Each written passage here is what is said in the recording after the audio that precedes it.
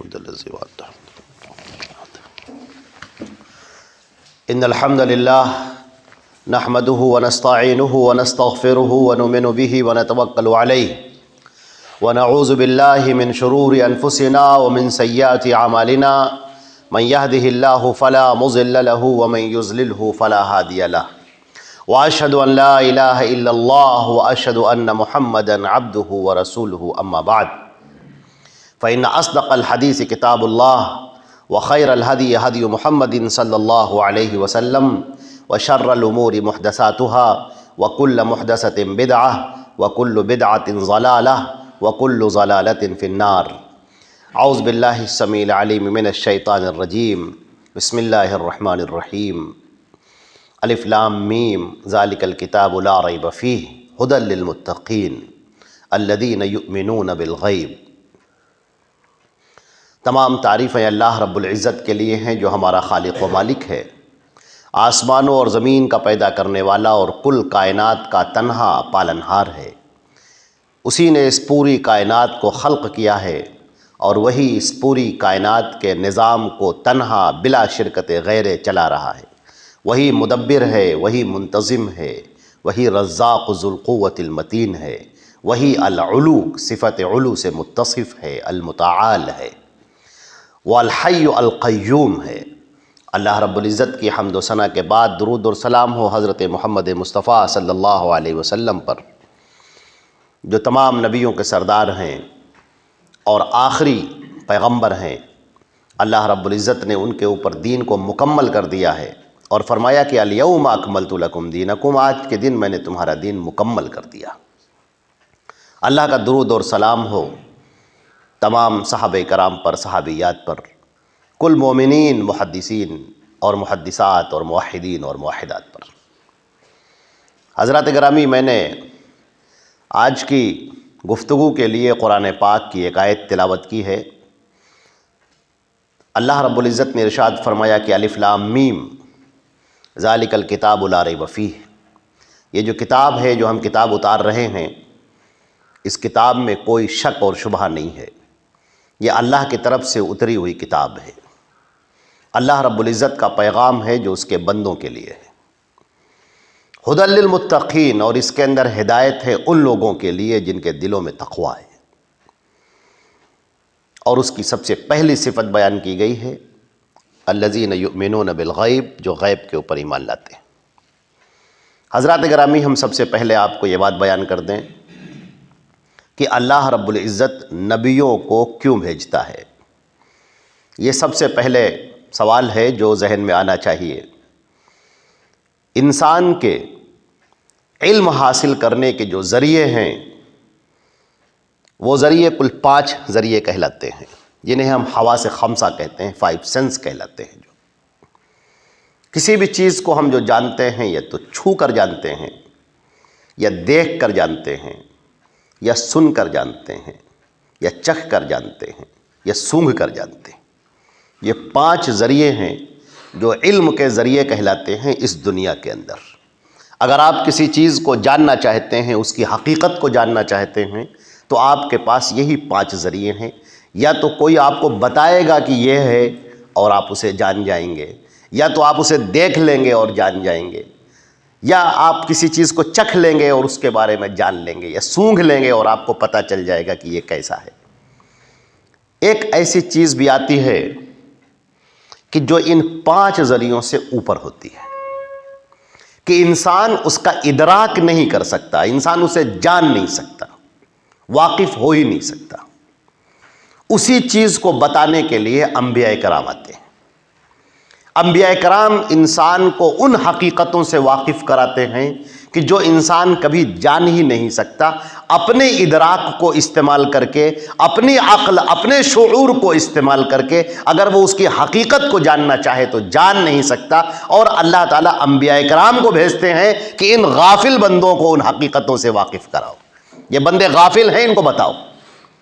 انسان دنیا میں آیا ہے، وہ اپنی چاروں طرف نگاہ دوڑاتا ہے کہ سارے لوگ اس دنیا میں آئے ہیں، آ بھی رہے ہیں، جا بھی رہے ہیں، جوان ہیں، بچے ہیں، بوڑھے ہیں، دنیا میں آئے، پھر ایک وقت آتا ہے کہ دنیا سے چلے جاتے ہیں۔ یہ موت و حیات کا یہ سلسلہ ہے کیا؟ ہم کہاں سے آئے ہیں، ہمیں کہاں جانا ہے، یہ موت کیا ہے، یہ زندگی کیا ہے، آخر ایسا کیوں ہوتا ہے کہ انسان بولتا ہوا، انسان دوڑتا ہوا، انسان چلتا ہوا انسان ایک دم سے زمین پر گر جاتا ہے اور اس کی روح کھینچ لی جاتی ہے، وہ کچھ نہیں کر سکتا، کوئی حرکت نہیں کر سکتا، اپنی انگلیوں کو بھی نہیں ہلا سکتا، اپنی زبان کو ہلا کر کچھ بول نہیں سکتا، آخر اس کو کیا ہو گیا ہے؟ یہ موت و حیات کا یہ فلسفہ کیا ہے؟ یہ زندگی کا فلسفہ کیا ہے؟ آخر انسان آیا کیوں ہے اس دنیا کے اندر؟ کیوں بھیجا گیا ہے اس دنیا کے اندر؟ کس نے اس کو بھیجا ہے اس دنیا کے اندر؟ اور جس نے بھیجا ہے وہ چاہتا کیا ہے؟ آخر اس انسان کا کیا مقصد ہے؟ اگر انسان یہ جاننا چاہے، اپنے علم سے جاننا چاہے تو گمراہ ہو جائے گا، وہ جان نہیں سکتا۔ لوگوں نے کوشش کی، اپنے طور پر جاننے کی کوشش کی، زندگیوں سے فرار اختیار کرنے کی کوشش کی، بھاگنے کی کوشش کی۔ کچھ نے کہا کہ ہم تو جانوروں کی طرح ہمیں رہنا چاہیے، بس گھاس پھوس کھائیں، پھل پھول کھائیں اور رہیں دنیا میں، بس۔ وہ کبھی اس حقیقت کا ادراک کر نہ سکے، وہ پا نہ سکے اس کنجی کو۔ نہ معلوم کتنے بڑے مدبر اور کتنے بڑے دانش مند اور کتنے بڑے چیمپئنز اور عقل مندوں نے اپنے سروں کو پٹخ پٹخ کر اس بات کا انکار کر دیا کہ ہماری تو کچھ سمجھ میں نہیں آ رہا ہے کہ یہ ہے فلسفہ کیا ہے، یہ موت و حیات کیا ہے۔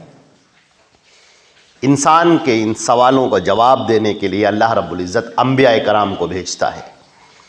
کہ اے انسانوں، تم جانو، سب سے پہلے واقف ہو جاؤ تم کہ جس ذات برحق نے تمہیں اس دنیا میں بھیجا ہے وہ ذات اللہ کی ذات ہے۔ اللہ جل جلالہ جل سبحانہ، اس کے بڑے پیارے پیارے اچھے اچھے نام ہیں۔ سب سے پہلے اس کی حقیقت کو جانو، وہ تمہارا بھی مالک ہے،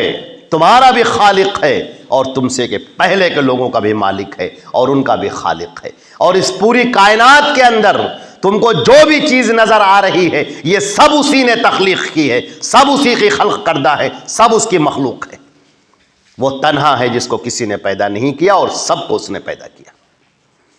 اور پھر تم اس زندگی جو گزار رہے ہو یہ ایک short span of the life ہے، زندگی کا ایک بہت تھوڑا سا عرصہ ہے جو تمہیں دیا گیا ہے۔ اس زندگی کے تھوڑے سے عرصے کے اندر یہ تمہاری زندگی امتحان کی زندگی ہے، اور اس کے بعد تمہیں موت آ جائے گی، اور مرنے کے بعد تمہیں اللہ کے سامنے کھڑا ہونا ہوگا اور تمہیں اپنے حساب اور کتاب دینا ہوگا۔ اس زندگی کے بعد ایک اور زندگی ہے، یہ جو دنیا کی زندگی ہے، اس دنیا کی زندگی کے بعد ایک اور زندگی ہے جسے آخرت کی زندگی کہتے ہیں، جہاں پر تمہیں سارے انسانوں اور جناتوں کو، آدم علیہ السلام سے لے کر قیامت تک، سب کو اللہ کے سامنے کھڑا ہونا ہوگا۔ وَكُلُّهُمْ آتِيهِ يَوْمَ الْقِيَامَةِ فَرْدًا، اور ہر ایک تم میں سے تنہا اللہ کے سامنے کھڑا ہو کر اپنا حساب دے رہا ہوگا۔ زندگی کا ایک ایک لمحہ نوٹ کیا جا رہا ہے، ہماری پوری زندگی ریکارڈڈ ہے۔ ایک وہ وقت آئے گا کہ ہم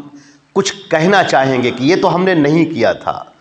اور ہماری پوری زندگی کی گواہی ریکارڈڈ وہاں پر موجود ہوگی کہ ہمارے ہاتھ اور پیر بولیں گے، ہمارے جسم کے اعضاء بولیں گے، اور وہ گواہی دیں گے کہ نہیں، ہم کوئی چیز چھپا نہیں سکتے۔ اور اس کے بعد ہمارے لیے جنت ہے اور جہنم بھی بھڑک رہی ہے۔ جو اللہ کے فرما بردار ہیں، مطیع اور فرما بردار ہیں، ان کے لیے اللہ کی جنت ہے، اور جو اللہ کے نافرمان ہیں ان کے لیے دہکتی ہوئی آگ ہے، بھڑکتی ہوئی آگ ہے، جہنم ہے، جہاں پر طرح طرح کی سزائیں ہوں گی، جہاں پر انسانوں کو تکلیفوں اور اذیتوں سے گزارا جائے گا، اور جہاں پر موت بھی نہیں ہوگی۔ جنت اور دوزخ کا یہ تصور انبیاء کرام اس کو لے کر آتے ہیں کہ یہ انسان جو اس دنیا کے اندر رہ رہا ہے، اس کو اس کی حقیقت کا پتہ نہیں ہے، اس کو سچائیوں کا پتہ نہیں ہے، اس کو آنے والی زندگی کے بارے میں نہیں معلوم ہے۔ نبی کریم صلی اللہ علیہ وسلم کھڑے ہوئے، کوہ صفا پر کھڑے ہوئے، سارے لوگوں کے سامنے آپ صلی اللہ علیہ وسلم نے فرمایا کہ لوگوں تم مجھے کیسا سمجھتے ہو؟ لوگوں نے کہا کہ الصادق والامین، آپ تو سچے ہیں، ایماندار ہیں۔ آپ نے فرمایا کہ اچھا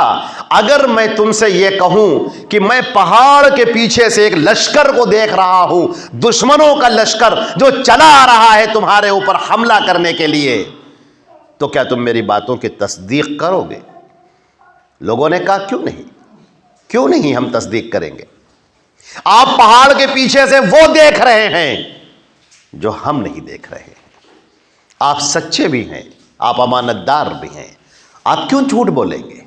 آپ صلی اللہ علیہ وسلم نے کہا جئتکم بالذبح، میں ایک ایسا پیغام لے کر آیا ہوں کہ اگر تم نے اسے قبول نہ کیا تو تم ہلاک ہو جاؤ گے۔ قولوا لا الہ الا اللہ تفلحوا، کہو ایک اللہ کے علاوہ جل جلالہ جل شانہ، وہ عظیم رب متعال، اس کے علاوہ کوئی الہ نہیں ہے، سب مخلوق ہے، وہ خالق ہے،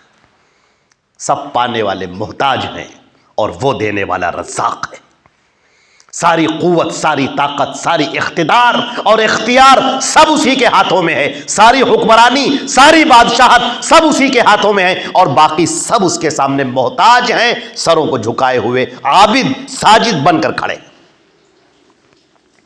میرے عزیزو، زندگی کی یہ وہ حقیقت ہے جو تمام انبیاء کرام نے آشکارا فرمائی، اور شیطان مردود چاہتا ہے کہ انسان کی آنکھوں کے سامنے وہ پردے ڈال دیے جائیں جس سے ان حقیقتوں کا وہ ادراک نہ کر سکے، نبیوں کی باتوں پر وہ ایمان نہ لا سکے، اس لیے کہ نبی کی بات پر ایمان لے آئے گا تو وہ جنت کے راستے پر چل پڑے گا، اور شیطان یہ چاہتا ہے کہ تمہیں جہنم کے راستے پر لے کر جائے، اللہ سے بیزارگی کے راستے پر لے کر جائے، اللہ سے دور کرنے والے راستے پر لے کر جائے، لہٰذا وہ تمہارے سامنے پردے لا کر ڈال دیتا ہے۔ قرآن پاک نے کہا ہے کہ شیطان تمہارا کھلا ہوا دشمن ہے، شیطان کے فریب میں مت آؤ، شیطان کی چالوں کو مت مانو۔ تمہارے درمیان ہم نے رسول بھیج دیا ہے، یا ہم نے تم پر احسان کیا ہے کہ ہم نے تمہارے درمیان رسول بھیجا ہے جو تمہیں سیدھا راستہ دکھاتا ہے، اس کی بات مانو، رسول کی اطاعت کرو، پیروی کرو، اور تم سیدھے جنت کے راستے پر چلے جاؤ گے۔ شیطان مردود ذہن میں وسوسے ڈالتا ہے،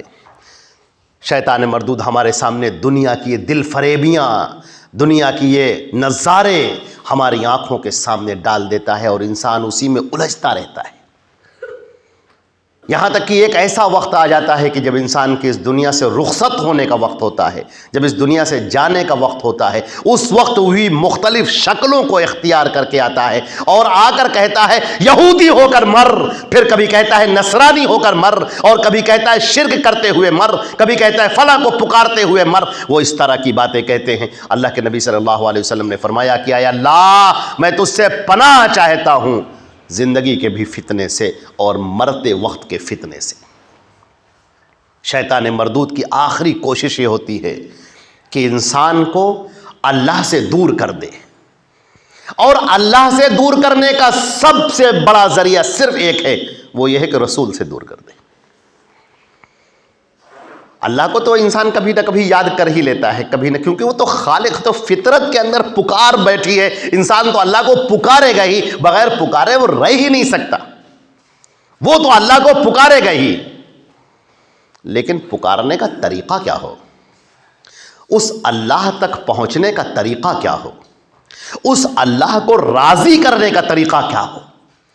کن باتوں پر وہ اللہ خوش ہو جایا کرتا ہے اور کن باتوں سے وہ ناراض ہوتا ہے، یہ طریقہ تو صرف نبی بتائیں گے، ورنہ انسان پیڑوں کے اوپر الٹا لٹک جاتا ہے، تپسیا کر رہا ہے، گھور تپسیا کر رہا ہے، پیڑوں کے اوپر الٹا لٹکا ہوا ہے، اپنے آپ کو کیچڑ کے اندر ڈالے ہوئے ہیں، جونک اس کے بدن کو چمٹے جا رہے ہیں، اس کے خون کو چوس رہے ہیں، اور وہ خوش ہے کہ ہم اللہ کو پکار رہے ہیں، ایشور کو راضی کر رہے ہیں، خوش کر رہے ہیں، وہ اپنی مرضی سے کر رہا ہے۔ اللہ تعالیٰ فرماتے ہیں وَرَهْبَانِيَّةً مَا كَتَبْنَا عَلَيْهِمْ وَرَهْبَانِيَّةً ابْتَدَعُوهَا مَا كَتَبْنَا عَلَيْهِمْ، یہ رہبانیت کے طور طریقے، یہ تپسیاؤں کے، جوگیوں کے طور طریقے، سنیاسیوں کے طور طریقے، یہ ان لوگوں نے خود ایجاد کیے، ہم نے نہیں کہا تھا ان سے کرنے کے لیے۔ یہود اور نصارہ کی عبادتوں کی یہ طریقے انہوں نے خود ایجاد کیے ہیں، ہم نے نہیں کہا تھا ان سے۔ تو اللہ کو تو بندہ کبھی نہ کبھی یاد کر ہی لیتا ہے، لیکن وہ صحیح طریقے سے نہیں یاد کرتا، اس کے لیے وہ صرف ایک ذات ہے، نبی کی ذات، اور شیطان مردود کی پوری چال یہ ہوتی ہے کہ انسان کو اس نبی سے دور کر دے، بس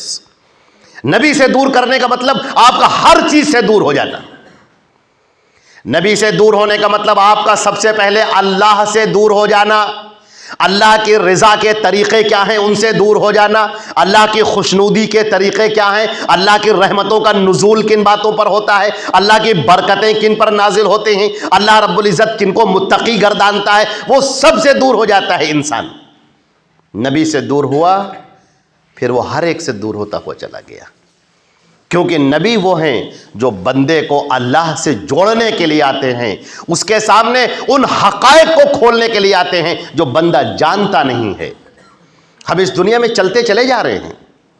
ہمیں تو پتہ ہی نہیں ہم کہاں جا رہے ہیں, کس رخ پر جا رہے ہیں, ہمیں کیا کرنا چاہیے. موت آتی ہے, ہم مر جاتے ہیں, کس طرح سے ہماری موت ہونی چاہیے, ہم نے زندگی میں کیا کھویا کیا پایا. وَجَعَلْنَا الْمَوْتَ وَالْحَيَاةَ لِنَبْلُوَكُمْ أَيُّكُمْ أَحْسَنُ عَمَلًا. یہ موت اور حیات یہ ہم نے اس لیے بنائی ہے تاکہ ہم دیکھیں یہ حسن عمل کون کرتا ہے, عمل کو اچھے طریقے سے لانے والا کون ہے. انسان اپنی زندگی جیتا رہتا ہے یہاں تک کہ جب اس کا وقت آ جاتا ہے اور انسان کو پتا نہیں کہ اس کا وقت کب آئے گا. وہ کھانا کھاتا رہتا ہے کہ اچانک فرشتہ اس کے سامنے آ کھڑا ہوتا ہے اور کہتا ہے چل اپنے رب کی طرف. وہ بس کے اندر بیٹھا ہوا ہے اور اچانک اللہ کا حکم آتا ہے, فرشتہ آتا ہے اور کہتا ہے چل. وہ انسان وہ اس فرشتے کو دیکھ رہا ہے, اور جب وہ فرشتے کو دیکھ رہا ہے تو اب یہ غیب کا پردہ اس کے سامنے سے ہٹ گیا. اب تو اس نے فرشتے کو دیکھ لیا, اور جب فرشتے کو دیکھ لیا تو اب وہ بتانے کے لائق نہیں رہ جاتا, وہ ختم, اس کی زندگی ختم ہو گئی. اب اس کی زندگی اس دنیا سے بے جان لاشا ہو کر گر جاتا ہے, اور فرشتہ اس کی روح کو لے کر چل دیتا ہے. اب انسان وہ حیران ہے, ہکا بکا ہے, پریشان ہے, یہ ہم کہاں جا رہے ہیں. حدیث شریف کے اندر آتا ہے, اللہ کے پیارے رسول صلی اللہ علیہ وسلم نے فرمایا کہ جنازہ جب مومن کا ہوتا ہے تو وہ کہتا ہے مجھے اور تیزی سے لے کر چلو. وہ اللہ کے انعامات کا مشاہدہ کرتا ہے. اور جو منافق کا ہوتا ہے, کافر کا ہوتا ہے, مشرک کا ہوتا ہے, تو وہ کہتا ہے مجھے کہاں لے کر جا رہے ہو, مت لے جاؤ, رکو ٹھہرو, مجھے مت لے کر جاؤ, کہیں مت لے کر جاؤ. اللہ رب العزت کے فرشتے جو ملک الموت ہیں, جن کا نام ملک الموت بیان کیا ہے لوگوں نے اپنی طرف سے, اسرائیل کہہ دیا ہے. اسرائیل کا نام نہ قرآن میں ہے نہ حدیث میں ہے, لوگوں نے اپنی طرف, حدیث شریف کے اندر جو ملک الموت ہے جو قرآن پاک میں, ملک الموت الذی وکل بکم, ملک الموت ہے جو تمہارے سپرد کیا گیا ہے. اور ملک الموت کے انڈر میں بہت سارے فرشتے ہیں بے انتہا, اور انسان کی روح کو قبض کرتے ہیں. یہ وہ حقیقت ہے جو انسان جان نہیں سکتا. یہ انبیاء کرام اس کو بیان کرتے ہیں, اللہ کے پیارے رسول صلی اللہ علیہ وسلم نے بیان فرمایا ہے. انسان کی روح کو قبض کرتے ہیں. اور اللہ اکبر, قرآن پاک کے اندر جو ذکر کیا گیا ہے کہ جو مجرم ہوتے ہیں, سرکش, جو مشرک ہوتے ہیں, کافر ہوتے ہیں, فرشتے یضربون علی وجوہہم وادبارہم, ان کے چہروں پر اور پیٹھ پر فرشتے تماچے مارتے ہوئے لے کر چلتے ہیں. سزائیں تو شروع ہو گئی, موت کے وقت سے سزائیں شروع ہو گئی. اللہ کے نبی صلی اللہ علیہ وسلم فرماتے ہیں اللہ اپنے ہاتھ کو بڑھاتا ہے, رات میں اپنے ہاتھ کو بڑھاتا ہے کہ دن کے گنہگار کو معاف کر دے, اور دن میں اپنا ہاتھ بڑھاتا ہے کہ رات کے گنہگار کو معاف کر دے. یہ ہوتا رہتا ہے یہاں تک کہ جب روح حلق میں آ جاتی ہے, یا جب سورج پچھم سے طلوع ہو جائے, اس کے بعد کوئی توبہ قبول نہیں ہوتی. توبہ کا دروازہ بند ہو گیا, اس سے پہلے انسان توبہ کر لے. فرشتہ انسان کی روح کو لے کر چلتا ہے آسمانوں کی طرف, بلندیوں کی طرف لے کر چلتا ہے, یہاں تک کہ وہ فرشتے جو اس کا نامہ اعمال نوٹ کرنے والے فرشتے تھے وہ بھی ساتھ ساتھ چلتے ہیں. راستے سے گزرتے ہوئے فرشتے, جو فرشتوں کی چوکیاں لگی ہیں یہاں سے وہاں تک جو فرشتے ہیں, بڑی تعداد میں, وہ پوچھتے رہے بھائی کون ہے یہ. اگر مومن ہے تو اس کو انتہائی خوشبودار لباس میں لے کر جایا جاتا ہے, اور اگر آپ منافق ہے تو انتہائی بدبودار لباس میں لے کر جایا جاتا ہے. اگر وہ مومن ہے تو فرشتے کہتے ہیں کون ہے یہ, اتنی اچھی اس کی خوشبو آ رہی ہے. لوگ کہتے ہیں فلاں ہے یہ, تو کہتے ہیں اچھا ہاں یہ فلاں ہے. اور اگر وہ برا ہوتا ہے تو لوگ کہتے ہیں, فرشتے کہتے ہیں کہ کتنا برا ہے یہ, اب یہ سزا پائے گا اللہ کی، اب یہ سزا کی طرف چل پڑا ہے، یہاں تک کہ اس کو لے کر جایا جاتا ہے آسمانوں کی طرف، اور اس کے بعد اس کے وہاں پر پہنچنے کے بعد اس کا نام درج کر دیا جاتا ہے کہ فلاں کی روح قبض ہو چکی ہے، فلاں کا جسم چھوڑا جا چکا ہے، اور اب یہ عالم برزخ میں منتقل کیا جا رہا ہے، نامہ اعمال اس کا اب رکھ دیا جاتا ہے، اب یہ قیامت کے دن نکالا جائے گا۔ مشرکین کے بارے میں قرآن پاک کے اندر اللہ رب العزت نے فرمایا ہے، اللہ کے رسول صلی اللہ علیہ وسلم نے اس آیت کی تشریح کرتے ہوئے فرمایا ہے کہ اس کے بعد جو مشرک ہوتے ہیں ان کی روح کو فرشتے وہیں سے پھینک دیتے ہیں۔ قرآن پاک میں اسی کو کہا گیا ہے فَكَأَنَّمَا خَرَّ مِنَ السَّمَاءِ، جس نے اللہ کے ساتھ میں شرک کیا وہ آسمانوں سے پھینک دیا گیا، یہ اسی کی تعویل ہے، وہ وہاں سے پھینک دیا جاتا ہے ذلت کے ساتھ، جیسے شیطان مردود کو لات مار کر بھگا دیا گیا تھا، اسی طریقے سے مشرک کو ان آسمانوں سے اس کا نوٹ کرنے کے بعد، رجسٹر درج ہونے کے بعد اسے بھگا دیا جاتا ہے ذلیل کر کے۔ اب وہ عالم برزخ میں آتا ہے، عالم برزخ کہتے ہیں عالم قبر کو، عالم قبر اور عالم برزخ یہ دو چیزوں کے نام ہیں، حدیث شریف کے اندر عالم قبر بھی کہا گیا ہے، عالم برزخ بھی کہا گیا ہے، قرآن پاک نے کہا ہے وَبَيْنَهُمْ بَرْزَخٌ إِلَى يَوْمِ يُبْعَثُونَ، اور قیامت تک کے لیے اب ان کے درمیان ایک آڑ رکھ دی گئی ہے، ایک برزخ رکھ دیا گیا ہے، ایک بہت بڑی دنیا، جیسے یہ زندوں کی دنیا ہے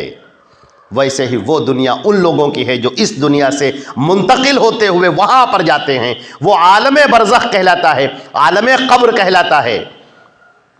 بہت طویل روایت کو میں بہت مختصر کر کے آپ کے سامنے پیش کرتا ہوں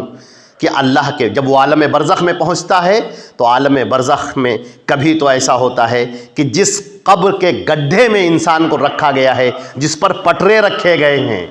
جس کے اندر رکھا گیا ہے، فرشتے بسا اوقات اسی قبر میں آ جاتے ہیں اور بندے کو زندہ کرتے ہیں، اس کی روح دوبارہ واپس کی جاتی ہے اور وہ وہاں اٹھ کر بیٹھ جاتا ہے اور اس سے حساب و کتاب ہوتا ہے۔ اور اگر اس کا جسم یہاں پر موجود نہیں ہے، اس کے جسم کو جلا دیا گیا، خاک کر دیا گیا، یا اس کے جسم موجود نہیں ہے، تو وہ عالم برزخ میں اس کا حساب کتاب ہوتا ہے۔ روح تو بہرحال موجود ہے، اس سے سوال و جواب ہوتا ہے۔ اب سوال ہوتا ہے کہ تمہارا رب کون ہے، تمہارا دین کیا ہے، تمہارے رسول صلی اللہ علیہ وسلم محمد صلی اللہ علیہ وسلم کے بارے میں تم کیا جانتے ہو۔ اس طرح کے سوال کبھی 3 ہیں، کبھی 4 ہیں، کبھی 5 ہیں۔ یہ سوال صرف اس لیے ہوتے ہیں تاکہ یہ طے کیا جائے کہ اس بندے کو رکھنا کہاں ہے، عالم برزخ میں علیین میں رکھا جائے گا کہ سجین میں رکھا جائے گا، نیک لوگوں کے ساتھ میں رکھا جائے گا یا مجرموں کے ساتھ میں اس کو رکھا جائے گا۔ اور اگر نیک لوگوں کے ساتھ میں رکھا جاتا ہے تو لوگ اس سے ملاقاتیں کرتے ہیں، فرشتے اس کو بشارتیں دیتے ہیں، وہ خوش ہوتا ہے، اس کو نیا جسم دیا جاتا ہے، رہنے کی جگہ دی جاتی ہے، اور بسا اوقات وہ خود چاہتا ہے کہ ہمیں صلح دیا جائے، قیامت میں اٹھایا جائے، تو اسے صلح دیا جاتا ہے، اسے قیامت میں اٹھایا جاتا ہے۔ اور کچھ لوگ زندہ رہنا چاہتے ہیں، وہاں پر اڑنا چاہتے ہیں، گھومنا چاہتے ہیں۔ حدیث شریف کے اندر آتا ہے کہ جو شہید ہوتے ہیں اللہ کی راہ میں ان کو سبز قالب دیا جاتا ہے، سبز رنگ کا جسم دیا جاتا ہے، اڑنے کی صلاحیت دی جاتی ہے، وہ اڑتے پھرتے کون؟ جو شہید ہوئے ہیں اللہ کی راہ میں، یہاں تک کہ یہ اس مقام پر پہنچ جاتے ہیں جہاں پر فرشتے بھی نہیں جا سکتے، سدرۃ المنتہا کے پاس پہنچ جاتے ہیں۔ اللہ رب العزت ان سے سوال کرتا ہے، براہ راست پوچھتا ہے کہ تمہیں کوئی ضرورت تو نہیں ہے، تمہاری کوئی خواہش تو ایسی نہیں جو ہم نے پوری نہ کی ہو، تمہیں کیا چاہیے؟ وہ کہتے ہیں پروردگار کچھ نہیں، ہمیں سب کچھ مل گیا۔ اللہ تعالیٰ فلما اصر علیہم، جب اللہ ان سے بہت کہتا ہے نہیں بتاؤ تم اور کیا چاہیے تم کو، تم بتاؤ، تو کہتے ہیں پروردگار تو ہمیں دنیا میں دوبارہ بھیج دے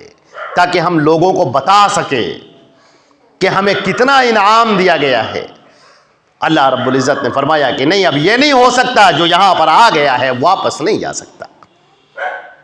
لیکن تمہاری یہ بات وہاں تک پہنچا دی جائے گی جو قرآن پاک کے اندر تفصیل سے اس کا ذکر کیا گیا کہ جو اللہ کی راہ میں مارے گئے ہیں انہیں تم مردہ مت کہو، یہ زندہ ہیں اپنے رب کے پاس، بل احیاء عند ربہم، وہ اپنے رب کے پاس میں زندہ ہیں، لیکن تم سمجھ نہیں سکتے، تم اس بات کو جان نہیں سکتے۔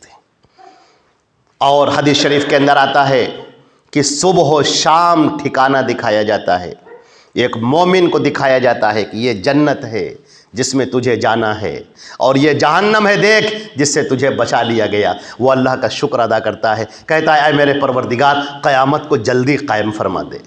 اور جو بندہ کافر ہوتا ہے، مشرک ہوتا ہے، منافق ہوتا ہے، اللہ تعالی ہم سب کو بچائے، وہ جب ہوتا ہے تو اس کو دکھایا جاتا ہے کہ دیکھ یہ جنت ہے، دیکھ جنت کے نظارے، دیکھ جنت کی دل فریبیاں، دیکھ اس کی دلکشیاں، دیکھ اس کی نعمتیں، دیکھ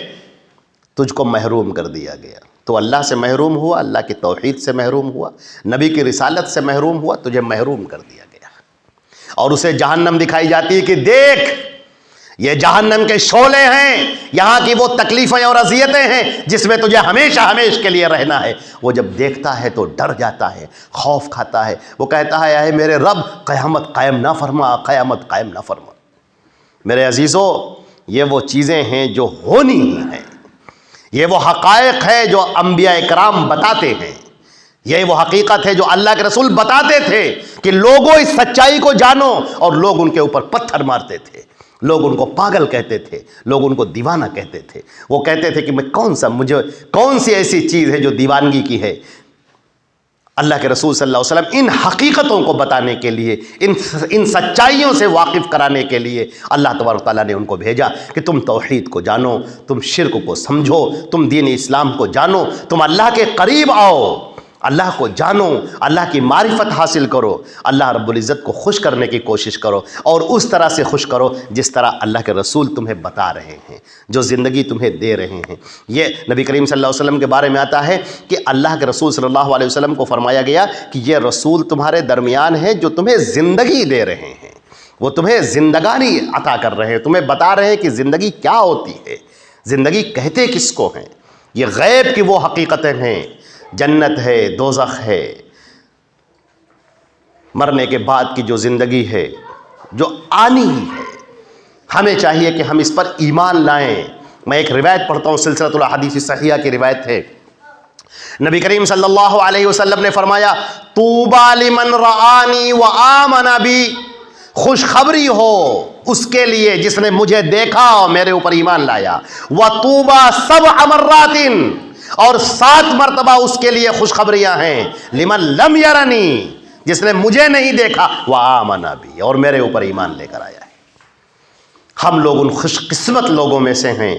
جنہوں نے نبی کریم صلی اللہ علیہ وسلم کو دیکھا نہیں ہے لیکن ان کے بارے میں پڑھا ہے، متواتر پڑھا ہے،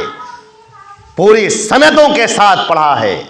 پورے سلسلے کے ساتھ پڑھا ہے، الحمدللہ۔ اور ہم اس دین پر قائم ہیں جو اللہ کے رسول صلی اللہ علیہ وسلم لے کر آئے تھے۔ اللہ رب العزت ہمیں اور آپ کو اسی دین پر باقی رکھے جو اللہ کے رسول صلی اللہ علیہ وسلم نے ہمیں بتایا ہے، اور جس کے بارے میں ہم تک اللہ نے جو پیغام اتارا ہے اپنے نبی کے واسطے سے وہ ہم تک پہنچایا ہے، اور اس راستے میں بڑی مشقتیں اور بڑی اذیتیں برداشت کی ہیں۔ اللہ رب العزت ہم کو اور آپ کو نیک لوگوں میں سے بنائے، صالحین میں سے بنائے، ایمان بالغیب لانے والوں میں سے بنائے، اور مومنین صادقین موحدین میں سے بنائے، اور نبی پاک صلی اللہ علیہ وسلم کی اطاعت کرنے والا بنائے، اور اللہ رب العزت کی توحید پر قائم رہنے والا بنائے۔ اے اللہ اپنے فضل و کرم سے ہماری ان باتوں کو قبول فرما، یا اللہ ہمارے اعمال کو قبول فرما، یا اللہ ہمارے ایمان کو بڑھا دے، یا اللہ ایمان پر ہمارا خاتمہ عطا فرما دے، یا اللہ مرتے وقت شیطان مردود کے فتنے سے اور وسوسے سے ہماری حفاظت فرما، یا اللہ اپنے فضل و کرم سے ہمیں اپنے نیک بندوں میں شمار فرما دے، مومنین صادقین میں شمار فرما دے،